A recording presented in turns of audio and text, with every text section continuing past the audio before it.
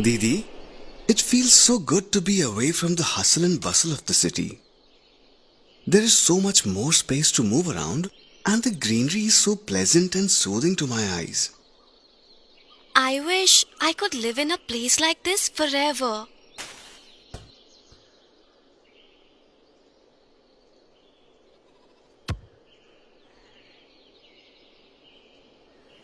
Wow, this flower is so beautiful. Yes, this is beautiful. But I'm not able to remember the name of this plant. Do you know what it's called, Hari? Yes, Grandma taught us about many plants. I am trying to recall the name, but I cannot. Actually, I know this plant has some medicinal use.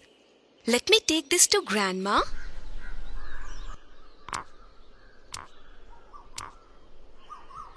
Look, Grandma, I found this flower out there. What are these called? Where did you find these flowers, Deepa? Grandma, we found these in the nearby playground.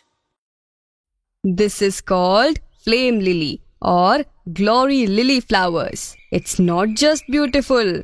It's actually very useful for treating arthritis, inflammation in joints and skin diseases in our traditional medicine. Wow, Grandma, this indeed is a very useful plant.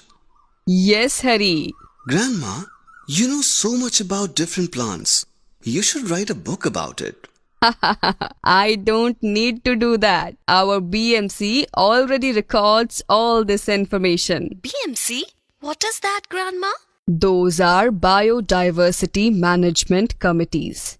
You see, India is a land of great biological and cultural diversity. It is home to many tribal groups, farming and fishing communities like ours, and nomadic groups. All these communities have been carrying a wealth of knowledge about plants and animals, which is passed on from one generation to the next. To conserve India's rich biological heritage and the knowledge associated with it, every panchayat sets up a Biodiversity Management Committee or BMC. This is required under our Biodiversity Act. What do they do, Grandma?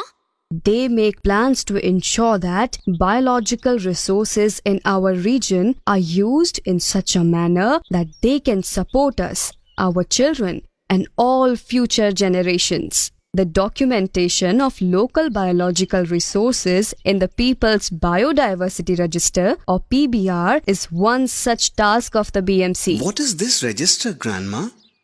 It is a document that contains detailed information on which plants and animals exist in the region and whether they can be used as medicine, food, or anything else that the local people know about. You know, plants and animals provide so many services to us. You might overlook those because you stay in a city and cannot observe them directly. But if you think about it, everything from food to medicines, cosmetics, and even perfumes have been obtained by the biological resources around us for thousands of years. That is why it is crucial for knowledge about these resources to be recorded and preserved so we don't lose our connection with our own environment.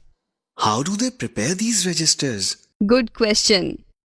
This is not a one-person job. Many people contribute to preparing these PBRs along with BMC members. These could be local people or technical support groups that consist of knowledgeable people from forest, agriculture, horticulture, animal husbandry, fisheries, researchers, colleges, schools, and NGOs. All these people bring their knowledge and unique perspectives, which helps the BMCs in identifying plants and animals. Does that mean PBR focuses mainly on the biological resources? No, dear. PBR focuses on many other things. Local people, their dependency on biological resources, biodiversity and people's knowledge including agricultural, animal husbandry practices, landscape and waterscape of the area, people's perspectives on management issues. Interesting. What happens then? Let me explain. PBR sets the foundation for the work of the local biodiversity management committee. To start the preparation of this document, the BMC has a meeting with local people and technical support groups.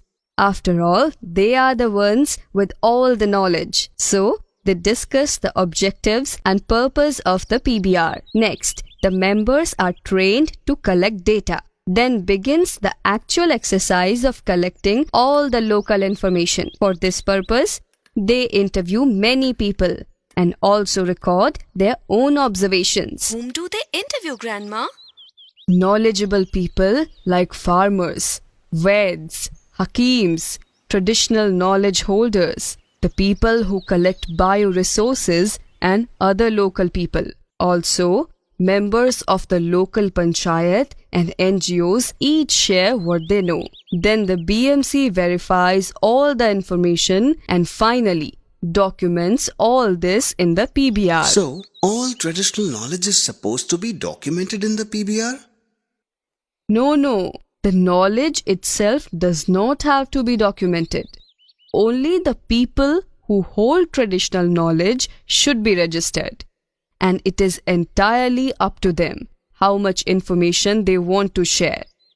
There are basically 3 options. The first is people can provide only their area of expertise and contact details. The second is, if they wish, they can document their specific knowledge, but they don't have to. And the third option, people in the village can also provide names of persons they know who are perceived to hold traditional knowledge.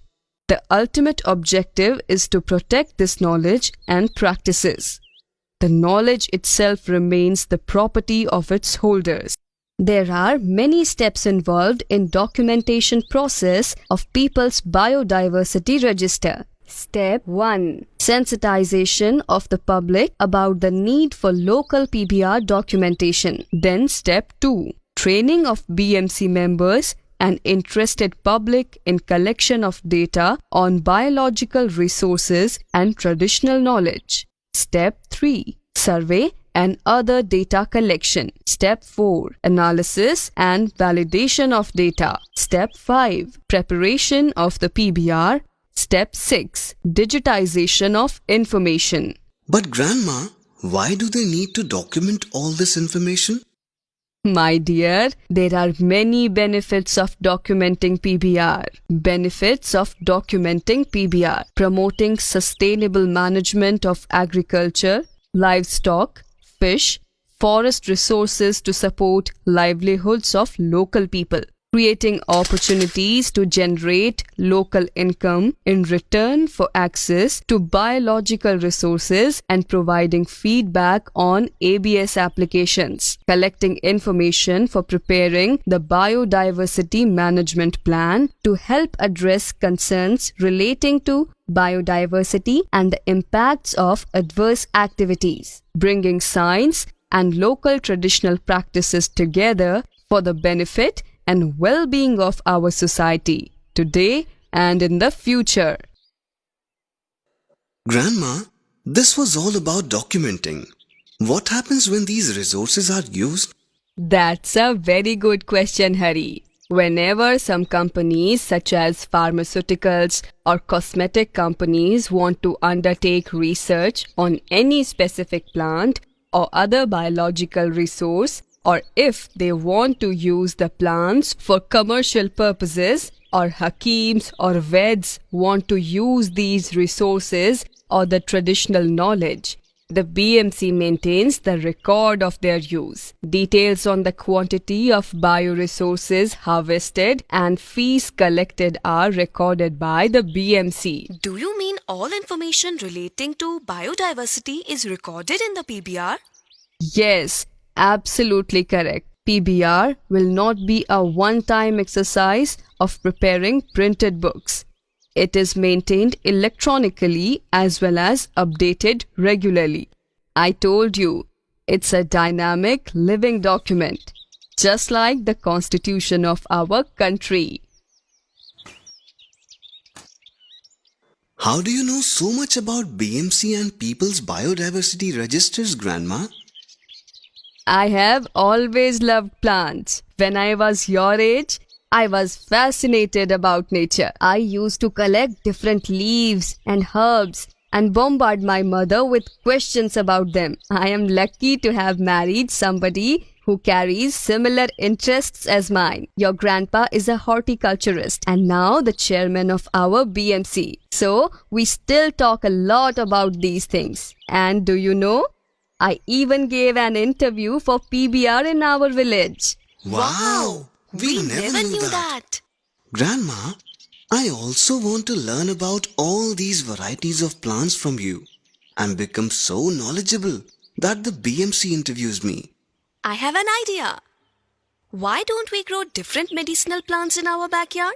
Why not? And who knows, when you come back to live in the village, maybe you will even become a BMC member one day.